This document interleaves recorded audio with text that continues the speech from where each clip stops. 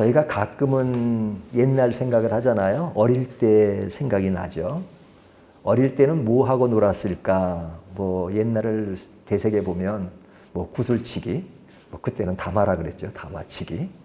또 뭐 여자분들은 고무줄도 하고 또 굉장히 원시적인 그런 놀이를 하고 살았습니다. 근데 요즘 젊은 학생들을 보면 그런 거 안 하죠. 요즘은 첨단 기구와 기계들이 등장해서 그들의 노는 것은 그냥 집 안에서 이렇게 모니터를 보고 노는 것이 많습니다. 그러니까 저희 때는 현실의 세계 속에 살았는데 요즘 젊은 애들은 가상의 현실 속에, 가상의 세계 속에 살 때가 많아요. 가상입니다. 실제가 아니고. 예, 그런데 이제 실체처럼 느낄 때가 참 많죠. 근데 그런 컴퓨터나 핸드폰에 익숙하다 보니까 그런 기계 작동이나 이런 거 굉장히 잘합니다. 그래서 요즘은 웬만한 식당이나 또 가면 딱 이렇게 또 모니터로 찍게 돼 있잖아요. 그러니까 그런 기능을 잘 알지 못하면 굉장히 어려움을 겪는 경우가 많습니다. 옛날에는 이제 한글을 몰라야 문맹인이라고 했는데 요즘은 그런 거 잘 못하면 진짜 문맹인 취급을 받습니다. 근데 이제 옛날에 이제 저희가 이렇게 놀이 문화가 뭐 구슬치기나 뭐 그런 거 아니더라도 이렇게 사람들이 모이면 우리 젊을 때 모이면 이렇게 놀이를 했는데 커다란 놀이 기구가 없으니까 이렇게 말로 하는 놀이들이 많았습니다. 말로 하는 놀이들이 이제 넌센스 퀴즈 같은 거 많았죠. 그래서 이제 문제를 냅니다. 이제 뭐 버스를 타고 가는데 첫 정거장에 3명이 탔습니다. 그 다음 정거장에 1명이 내리고 뭐 2명이 탔어요. 뭐 막 얘기합니다. 그리고 나서 제일 마지막에 그러면 남은 사람이 몇 명일까요? 이렇게 문제가 나올 줄 알았는데 제일 마지막에 뭐라고 하냐면 지금까지 몇 정거장이 왔죠? 이렇게 얘기하면 아이고 속으로는 다른 데 집중하고 다른 데 관심을 가졌었는데 지금 다른 질문이 나오니까 이렇게 당황할 때가 있죠. 이제 그런 또 재미가 있었어요.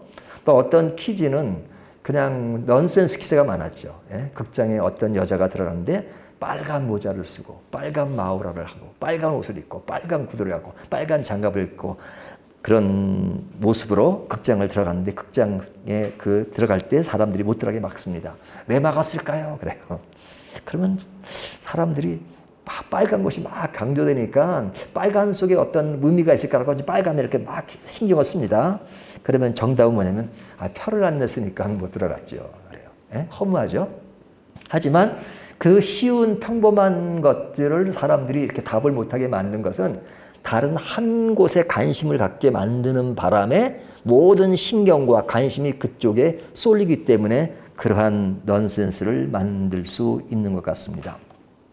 우리가 어느 한쪽으로 생각이 쏠리고 그쪽에 기울어졌으면 그쪽의 생각이 전부 다 매몰되어서 다른 것을 생각하지 못할 때가 참 많잖아요. 자, 이 이야기를 드리는 이유는 오늘 본문을 보면 그런 이야기를 오늘 본문이 하고 있기 때문에 그렇습니다. 우리가 지금 예수님과 제자들이 지금 어디에 있어요? 작은 공간 안에 있죠. 배 안에 있습니다. 배 안에 있는데 거기는 예수님이 계시고 제자들이 있는데 그 예수님과 제자들의 대화를 보면 지금 관심이 달라요. 제자들의 관심과 예수님의 관심이 달라요. 그러니까 관심이 다르면 서로 이야기를 해도 그 이야기가 통하는 겁니까? 통하지 않는 겁니까? 통하지 않는 거죠. 말은 주거니 받거니 한다고 해서 말이 되는 것이 아니고 사실은 각자 다른 길을 가는 겁니다. 우리가 철도길을 이야기하잖아요. 철도길이 한 방에 쭉 가지만 이게 두 개가 서로 이렇게 합쳐질 수는 없잖아요. 그것처럼 양방향으로 가듯이 지금 서로 다른 이야기가 지금 주거니 받거니 하는 것이 오늘 본문의 내용입니다. 근데 그 이야기가 되어지는 장소는 어디냐? 아주 작은 배 안이에요. 배 안이니까 그 배 안에서 예수님의 제자와 예수님이 계시니까 그것은 작은 공간에서 이렇게 좀 하나로 똘똘 뭉쳐져 있는 거죠. 하나로 되어 있죠. 그러니까 이 사람들이 집이 잡으면 식구들이 그냥 작은 공간에 모여 있으니까 이 결속력은 좋죠. 집이 크면 그냥 여기 있는지 저기 모르니까. 그러니까 작은 배에 그 제자들과 예수님이 있으니까 아주 그 단합된 그런 모습처럼 하나된 모습처럼 보입니다. 하지만 이야기는 다른 것을 볼 수 있어요. 근데 그 배가 지금 어디를 향하고 있습니까? 그 뒤에 보면 벳세다에서 예수님의 사역이 이루어진 것을 보면 그 배는 지금 벳세다로 향하고 있는 겁니다. 그러니까 벳세다를 왜 가시는 거예요? 그 전에 있었던 사건처럼 예수님이 여전히 사역을 하기 위해서 가는 것이죠. 예수님이 놀러 가시는 거 아니잖아요. 제자들과 사역을 하기 위해서 한 장소에서 또 다른 장소로 가십니다. 그러니까 벳세다로 예수님의 사역을 이루기 위해서 가는 그 길은 제자들도 함께 가고 있으니까 하나의 목표와 방향을 위해서 가고 있는 겁니다. 그래서 하나의 목표, 하나의 뜻, 또 함께 가는 그것을 보면 그들이 하나라는 것을 볼 수가 있어요. 그러니까 가는 길과 가는 목적을 보면 하나인데 지금 그들이 이야기하는 내용을 보면 이야기에 있어서는 하나가 아니라는 것을 보여주는 겁니다. 자, 그러면 그들이 하나가 아닌 것은 무엇이냐? 서론에서 말씀드린 것처럼 제자들의 관심과 예수님의 관심이 다르다는 것입니다. 그러면 제자들의 관심은 어디에 집중되어 있습니까? 14절을 보면 제자들이 떡 가져오기를 잊었음에 배에 떡 한 개밖에 그들에게 없더라. 자, 제일 처음에 무슨 이야기가 나와요? 떡 이야기가 나오죠. 떡 이야기. 근데 떡이 몇 개나 있어요? 한 개밖에 없더라. 이렇게 말합니다. 떡이 한 개밖에 없는 것은 무엇과 비교되냐면 오병이어의 기적에는 떡이 엄청 많았죠. 5천 명을 먹였으니까요. 그런데 이제 앞에 사건은 오병이어 사건이 아니고 7병 2어. 이어리, 뭐 2마리인지 3마리인지 그건 2마리에서 딱 고정하지 않고 2마리 그랬으니까요. 그러니까 그 4천 명을 먹인 사건입니다. 그리고 남은 광주리가 몇 개예요? 7광주리. 그러니까 7광주리는 엄청 많은 거잖아요. 근데 그 7광주리 어떤 풍성함 속에 있다가 지금 제자들이 배를 탔을 때는 물론 이 배가 바로 거 탄 것인지 한 번 더 거쳐서 오면서 그걸 잊었는지 모르지만 지금 가지고 있는 것은 딱 떡 한 개예요. 한 개. 그러면 왜 이들이 떡 하나밖에 가지고 오지 않았을까? 왜 그랬을 것 같습니까? 왜 그 많았던 떡 중에서 왜 떡 하나만 가져왔을까요? 오늘 성경이 왜 그들이 떡 하나만 가져왔다라고 뭐 구체적으로 설명하진 않습니다. 하지만 요즘 말들 많이 하는 것처럼 합리적인 추론을 해볼 수 있죠. 합리적인 추론은. 그 추론이 뭐냐? 14절 보면요.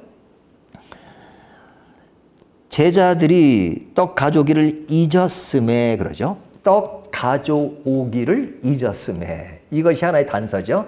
떡 가져오기를 잃었다. 그러니까 떡을 가져와야 하는데 가져오기를 잃었다. 이렇게 말하고 있죠.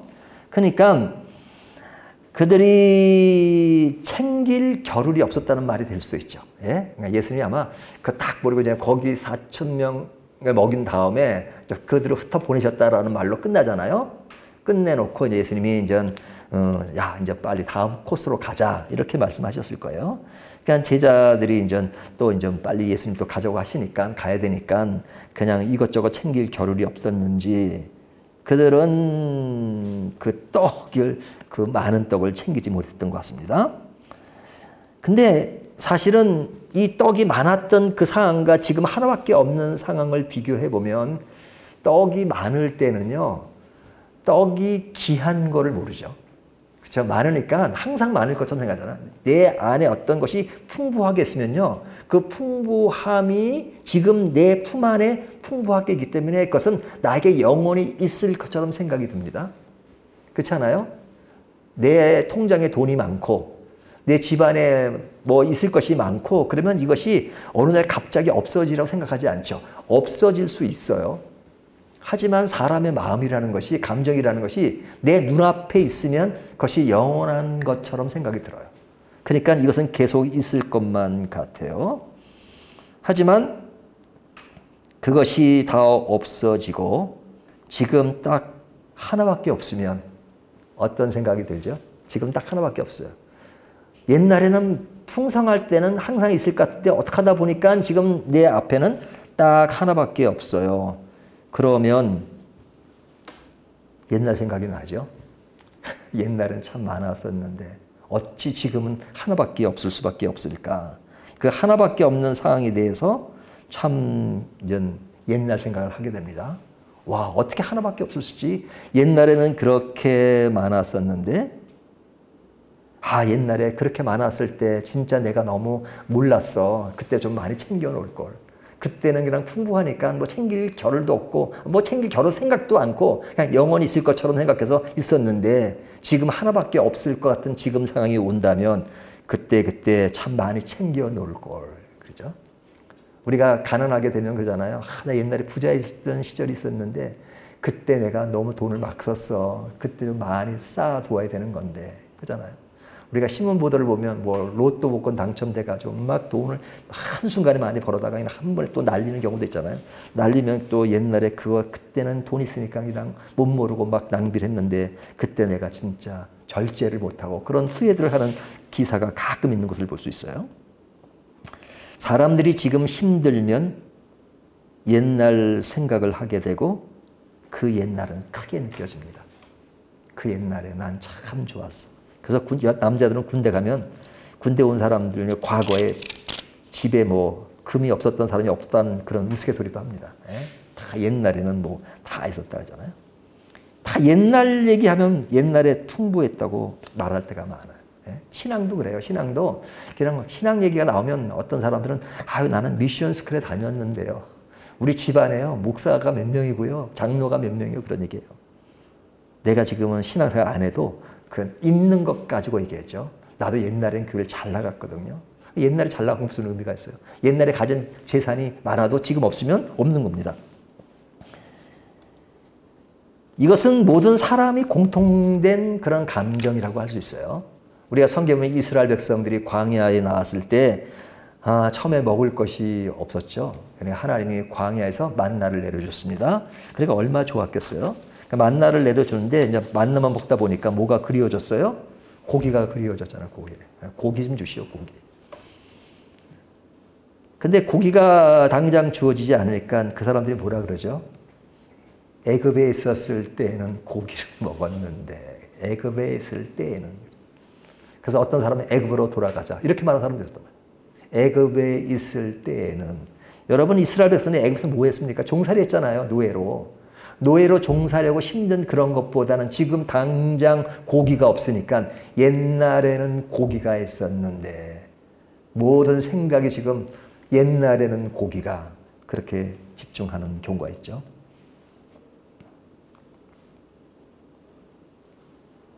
지금 말씀을 보면 제자들은 지금 온통 떡에게만 집중되어 있습니다. 그 떡에게만 집중되었다는 것이 어디에 나오냐면 예수님이 이제 떡이 없었다라 하는 말씀 이후에 15절에 보면 예수께서 경고하여 이르시되 삼가 바리새인들의 누룩과 헤롯의 누룩을 주의하라 하시니 그 반응이 어때요? 제자들이 15절 16절 제자들이 서로 수군거리기를 이는 우리에게 떡이 없음이로다 하거늘. 자, 예수님이 지금 너희가 지금 떡 한 개밖에 없느냐 이렇게 질문한 거 아니죠? 떡과 관련 없이 바리새인들과 헤롯의 누룩을 주의하라 이렇게 말씀하셨어요. 떡과 관련이 없는 이야기예요. 조심하라. 근데 제자들은 그 이야기를 듣고 뭐라 하면 수군거려 서로. 예수님이 하시는 말씀을 듣고 수군거리기를 이는 우리에게 떡이 없음이로다 하거늘. 그러니까 예수님이 그렇게 말씀하시는 것은 우리에게 떡이 없음을 이야기하신다고 이렇게 자기네끼리 수근수근거리고 있어요. 그러니까 왜 이렇게 그 수근수근거려요? 그리고 예수님이 떡에 대한 말씀을 한 것이 아니었음에도 불구하고 그들은 떡에 대한 이야기로 했다고 왜 이렇게 생각하고 있죠? 그들이 온통 지금 떡에게만 집중했으니까. 떡에게만 집중하니까 모든 이야기가 나면 다 떡과 연계해서 생각하는 겁니다. 떡과 연계해서 생각합니다. 모든 관심이 거기 쏠려 있으니까 그런 것이죠. 예수님의 관심 속에 자신들이 녹아 들어가는 것이 아니라 자신의 관심으로 예수님을 판단하는 격이죠. 그러니까 모든 생각이 내가 집중하는 데 다 쏠려 있는 겁니다. 오늘날도 마찬가지예요. 우리가 어디에 관심을 갖고 인생을 살아가느냐에 따라서 모든 사람들의 이야기하는 것도 내가 생각하는 것과 연계해서 생각을 합니다. 내가 온통 돈에만 관심이 있다면 모든 사람이 얘기할 때 그것이 다 돈과 연계에 대해서 생각해요. 내가 어떤 명예에 관심이 있으면 그 명예에 관심이 있는 것에 다 연계해서 생각합니다. 다 그것과 연계하고. 예?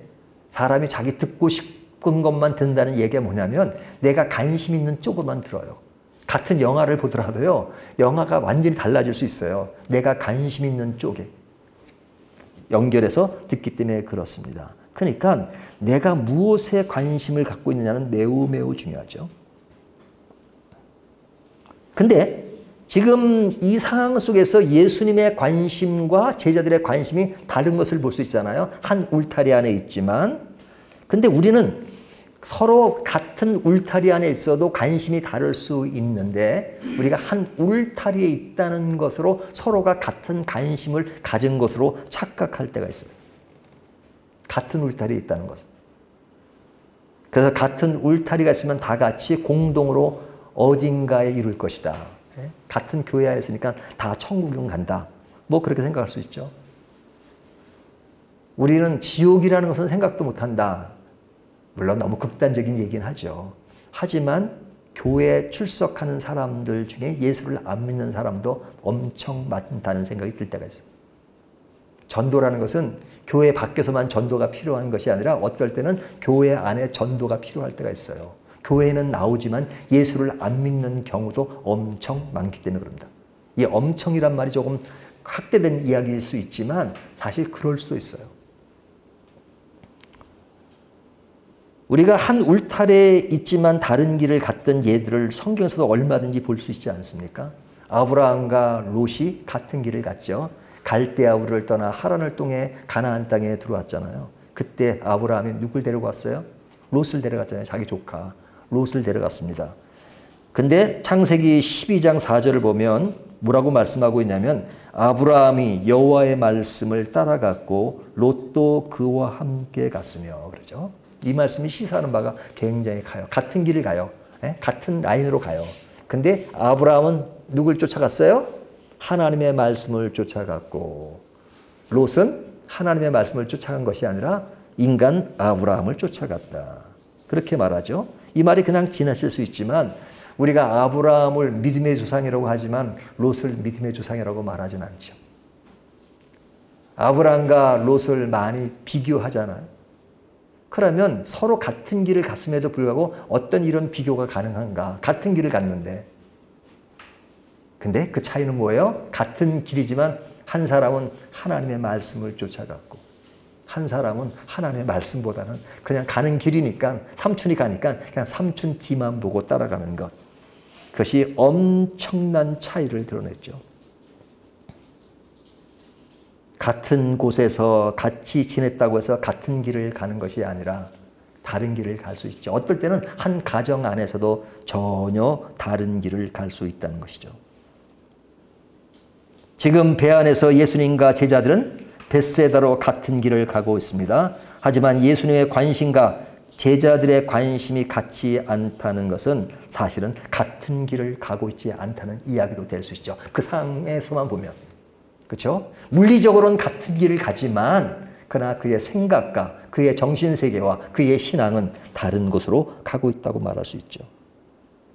아까도 말씀드린 것처럼 철길이 같은 방향으로 나가지만 두 길이 합쳐지지 않는 것처럼 계속 같은 길을 가는 것처럼 보이지만 다른 동떨어진 서로 합칠 수 없는 그런 길을 이야기할 때가 많습니다.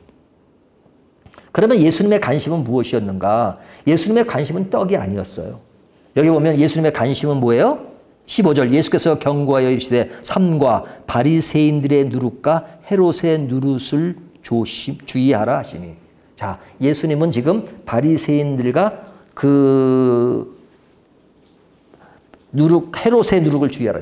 헤롯 땅이죠, 헤롯 땅.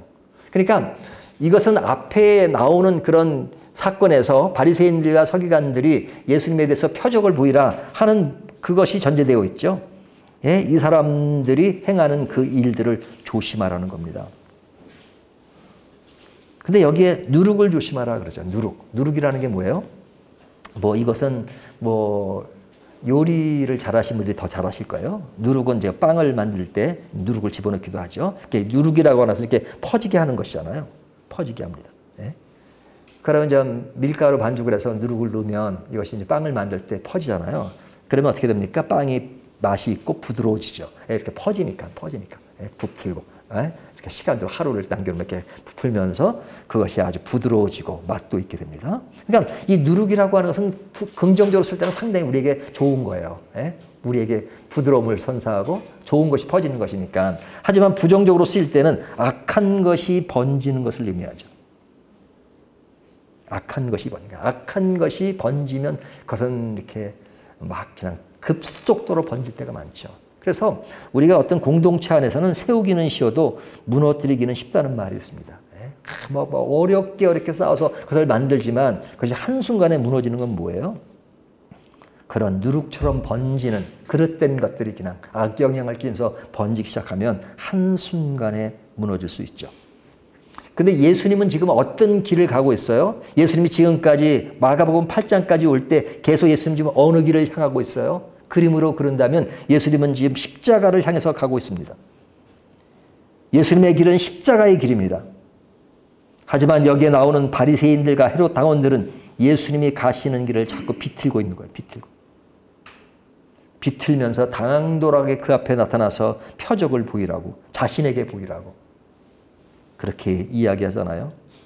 그러니까 이 이야기는 사실은 십자가를 향해서 끊임없이 가고 있는 주님의 입장에서 볼 때는 이 말이 가볍지가 않은 겁니다. 십자가의 길을 방해하는 그 길이 때문에 가볍지가 않아요.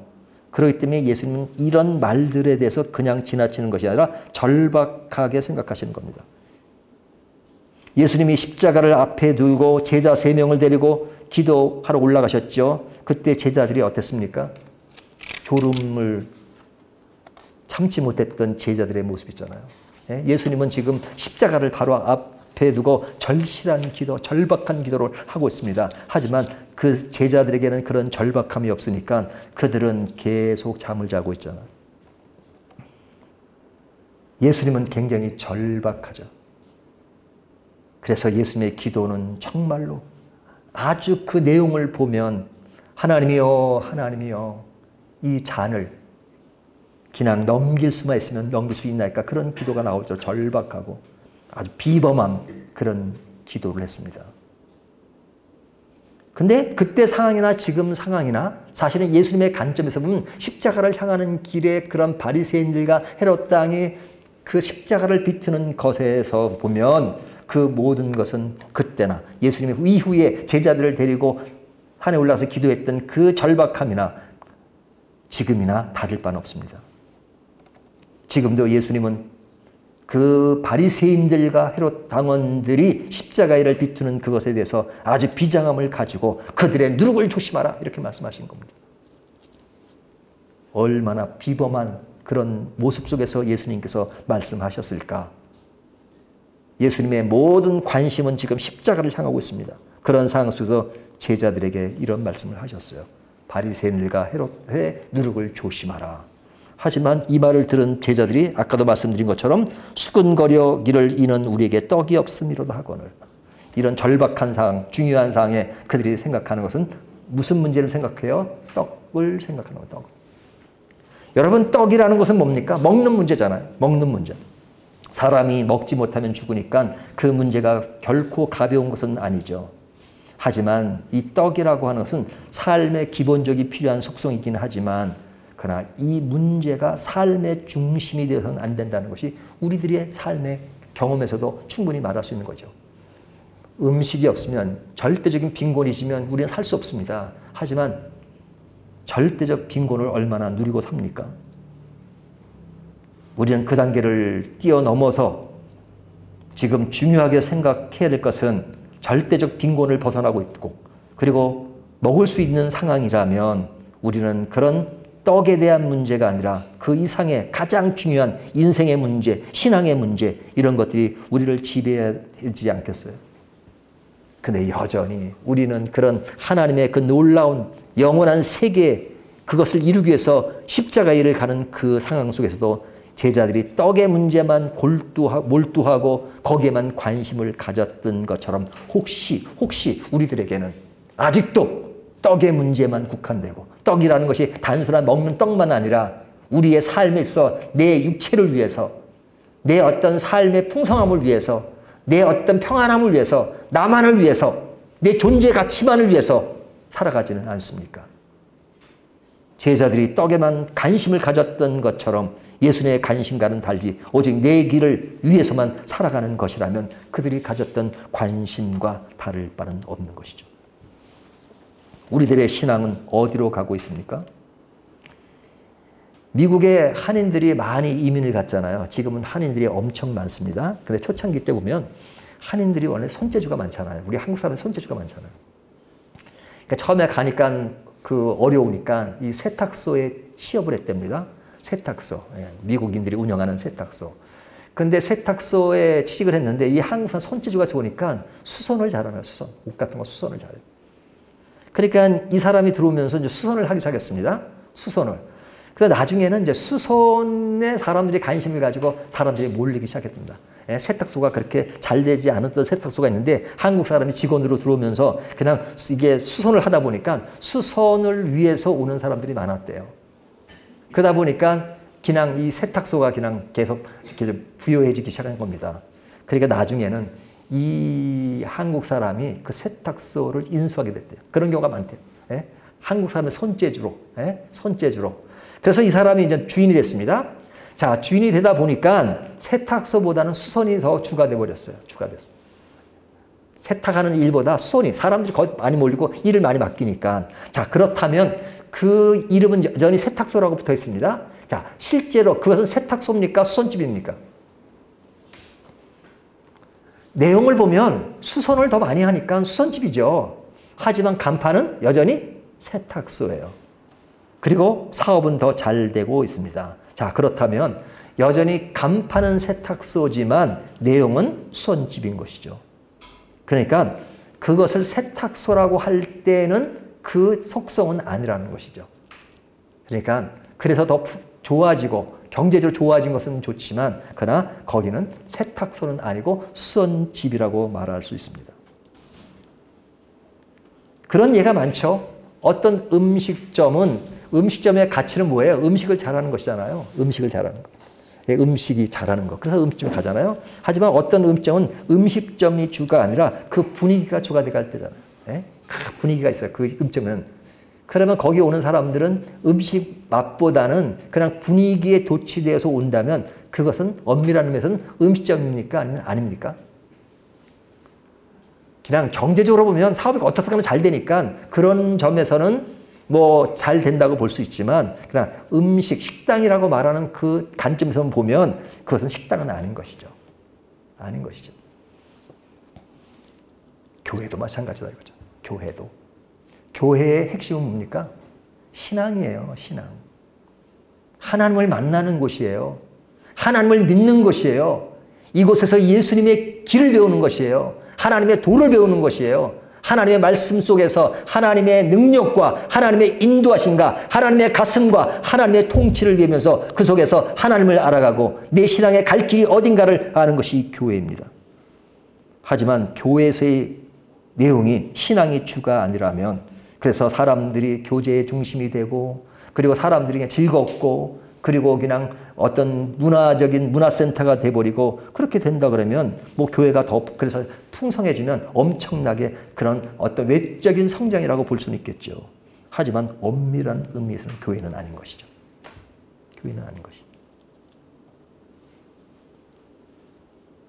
우리의 관심이 어디에 있느냐? 내 개인의 신앙에 관심이 어디 있어야 되느냐, 교회에 관심이 어디 있어야 되느냐 하는 것은 너무너무 중요한 것입니다. 한 배에 있지만 제자들의 관심은 떡이고 예수님의 관심은 십자가가 달라지듯이 우리가 어디에 관심을 가지고 있느냐에 따라서 우리의 어떤 정체성은 완전히 달라질 수 있다는 것이죠. 그런 정체성에 대한 가치보다는 외형적인 그런 풍성함의 가치를 둔다면 그것으로 만족할런지 모르지만 그러나 주님은 제자들에게 무엇이라고 말씀하고 계십니까? 17절을 보세요.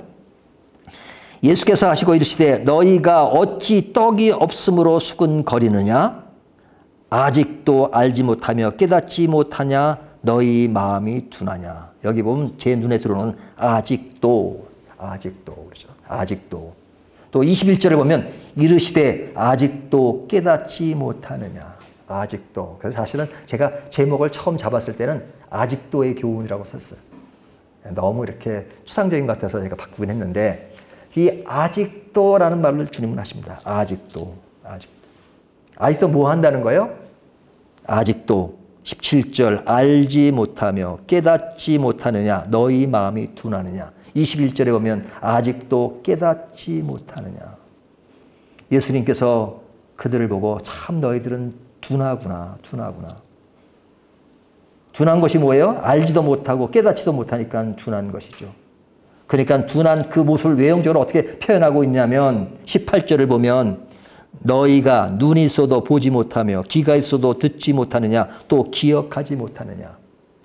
우리가 눈을 가지고 있잖아요. 눈이 있음에도 보지 못하고 귀가 있어도 듣지 못하고 그리고 기억하지 못하는 것.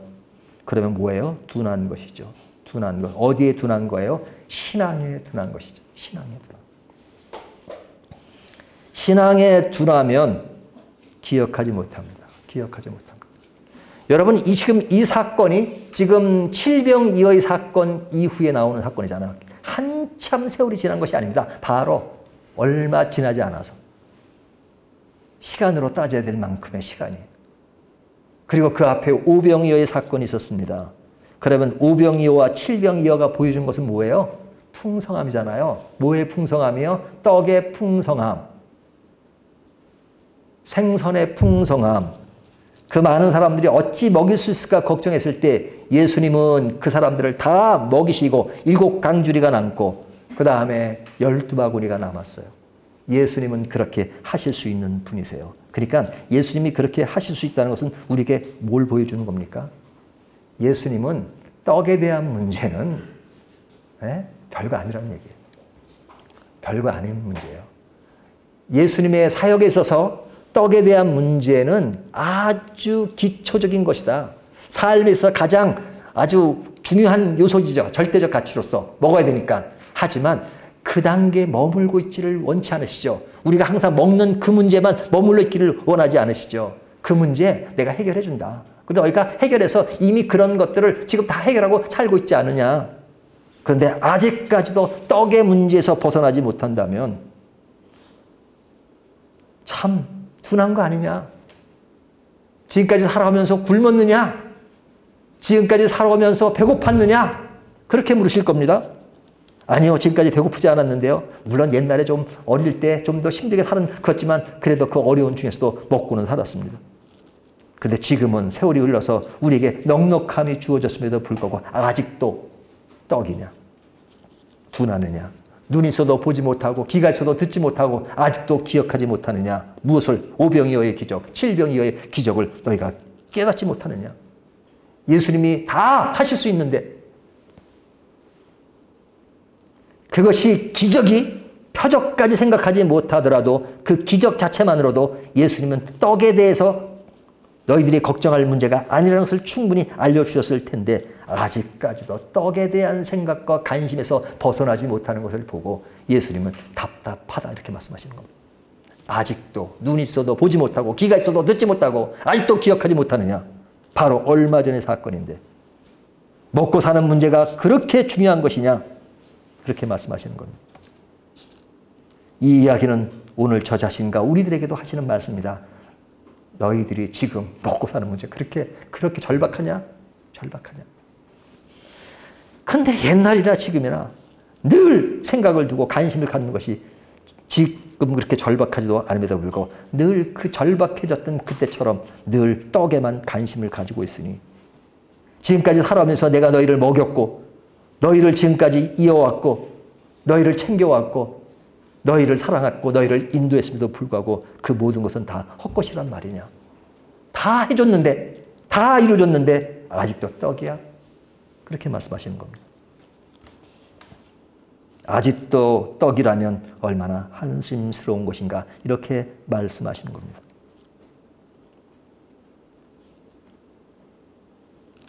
우리가 떡이 없으면 당장 죽을 것 같이 보일 때가 있습니다. 제가 이 탈북자들이요, 이제 오면은 그 하나원 거기에 들어가잖아요. 교육을 받는데요. 그리고 이제 중간중간에 이렇게 데려나간대요, 시내로. 근데 한 번은 이 아주 뷔페집을 데려갔답니다. 아주 큰 뷔페집. 예? 뷔페. 뭐 음식이 얼마나 많습니까? 그러니까 이 사람들이 그냥 북한에서 이렇게 먹지 못하다가 그걸 보니까 눈이 땡그래졌죠. 큰. 근데 재밌는 것은 거기에 많은 사람들이요, 그 음식을 먹는데 어떤 음식을 먹냐면 그 많은 음식이 있는데 별로 많이 안 가져오고 떡만 이만치가 떡만 그렇게 많이 가져온대요. 아니, 이게 먹을 거 이렇게 많은데 뭐 수십 가지가 되는데 뭐 다른 것도 먹지, 골고루 먹지, 뭐 떡만 그렇게. 그래서 왜 그렇게 떡만 가져오냐면 떡에 너무 한이 돼가지고 떡만 그렇게 가져오네. 그러니까 그 어려웠던 시절을 다 이해가 됩니다. 뭐 완전히 뭐 감정적으로 이해는 안 되지만 하여튼 그들이 그럴 수 있겠다는 생각은 들어요. 근데 그럴 때는 그렇다 하더라도 이미 그 때를 지나서 우리에게 하나님이 풍요로움을 다 주셨는데도 불구하고 아직까지도 그렇게 떡만 그냥 쌓아놓고 있다면 그때는 좀 어떻게 말하겠어요? 아니, 지금 탈북한 지 지금 10년이 있는데 아직까지 떡만 보느냐? 네? 해도 좀 먹고 다른 것 좀 먹고 그러지 않겠어요? 근데 신앙의 문제에 있어서도 우리의 육신의 문제, 우리의 눈에 보이는 문제에만 국한해서 살아간다면 내 한 몸을 챙기는 것으로만 신앙생활을 하고 하나님은 거기에 견주어서 그냥 나에게 도와주는 하나의 헬퍼로 생각하는 신앙을 아직도 가지고 있다면 주님이 그렇게 말씀하시지 않겠어요? 아직도 깨닫지 못하느냐? 아직도 눈이 있어도 보지 못하고 귀가 있어도 듣지 못하고 아직도 기억하지 못하냐? 내가 너희를 그만큼 사랑했다는 것을. 오늘 말씀이 우리에게 주는 교훈은 이것입니다. 주의하라. 바리새인들이나 헤롯 당들이 보여줬던 그 십자가를 비트는 것을 주의하라. 그 주의하라는 그 말씀이 우리에게 오늘 적용될 때 제자들이 가졌던 그 관심에만 매몰되면 그들에게 조심해야 될 그것은 잊어버리고 그냥 다른 생각에만 몰두할 수 있을 것입니다. 우리의 관심은 예수님이 말씀하신 것처럼 그릇된 누룩, 십자가를 방해하는 것에 대해서 내 스스로가 방해의 주요 요인이 되지 않느냐. 내가 주님이 원하시는 그 길을 가지 않는다면, 그것에 관심을 갖고 있지 않다면 그들이 방해를 놓았던 그 길을 나도 따라가는 것입니다. 오늘날 나에게 있어서 나의 관심은 무엇입니까? 여전히 떡이십니까? 아니면 그리스도의 복음, 그리스도의 십자가, 그리스도의 나라, 하나님의 나라입니까? 오늘 이 말씀을 가지고 우리의 마음을 다시 한번 점검해 보고 싶습니다. 내가 지금도 매일매일 같은 길을 살아가지만 그러나 내 관심이, 집중이, 목표가 하나님 나라인가? 아니면 그냥 삶을 유지하는 그런 나의 먹고 자고 즐기고 하는 것에서 벗어나고 있지 않는가 하는 것을 다시 한번 생각하면서 하나님 주신 풍성한 것을 누리되 우리의 관심은 오직 십자가가 되고 하나님이 나라가 되는 저와 여러분이 되시기를 주님의 이름으로 축원합니다.